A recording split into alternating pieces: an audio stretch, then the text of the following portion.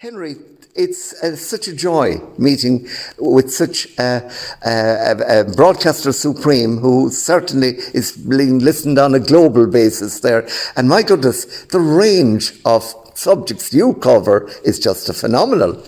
Well, all I can say is, the range, we could be covering anything. Like the last few weeks, the last month has been everything from the Oscars in LA to Biden's visit to Ireland, right through to Eurovision here in Millstreet. And, every day is different. And I admit that I'm not an expert on anything. And every day I'm learning, every day, new things about places. And every time I'm startled and surprised, and that's how they did it. So that's how Millstreet managed to host the Eurovision. They dug deep into their psyche and into the ground to make the stadium tall enough to get the lights in. So, really every day is refreshing and it's exciting. Yeah, and people so admire your accent.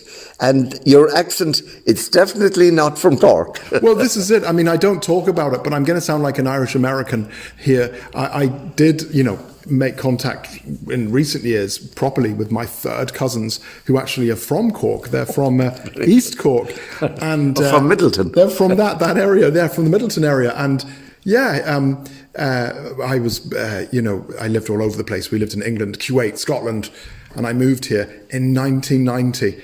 And I was able to witness all those Eurovision wins and witness the boom and the crash and everything else. And so I've been here 33 years, even though I do sound like I got off a ferry.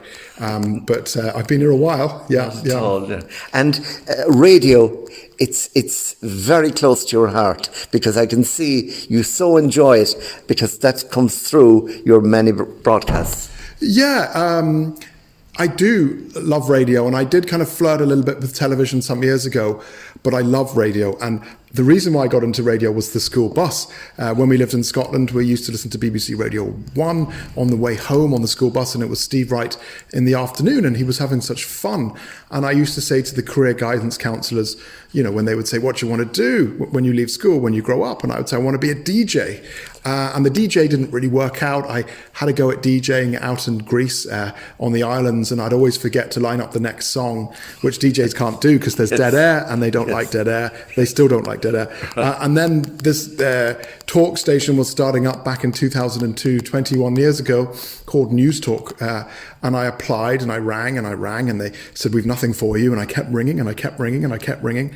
And they said, they've nothing. And then one day they rang me back and said, come in. And I came in, and it went from there, and I'm still there. I can't believe I'm still there. The rest is history. Well, I don't know about that. I still have a bit of a spring in my step, but tremendous. And I do love the medium of radio. I think it's a very powerful medium. It's still surviving despite the threat of streaming, of television, and obviously podcasts is radio.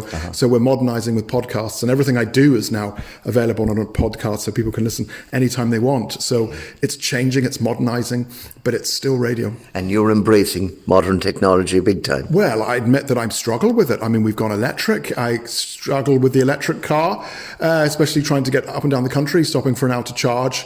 And then if I charge in a slow charge, it can take 12 hours. My phone broke when Joe Biden landed Air Force One, and I couldn't talk to my colleagues live on air. Technology is still a challenge.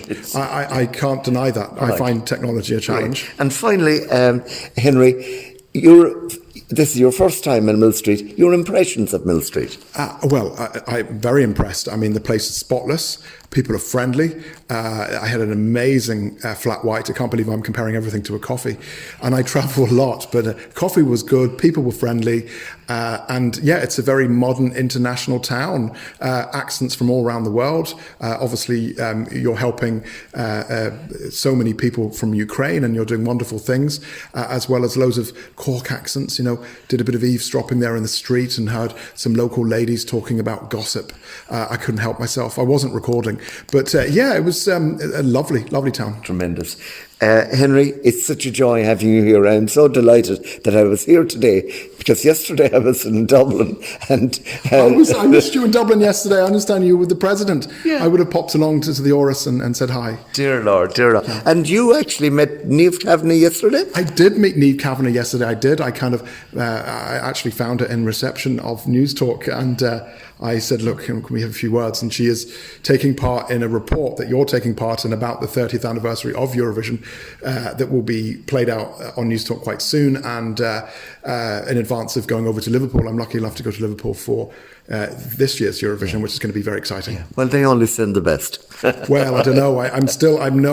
I'm in a WhatsApp group, a superfan group, and I've got 1,000 unread messages back to can't keep up with technology. So I'm not an expert when it comes to Eurovision, but I'll get by. Yeah, tremendous. Henry McKean, thank you so much indeed. And it's, as I say, we're honoured to have you here in Millstreet. And we're going to do one selfie before we end. So again, thank you so much.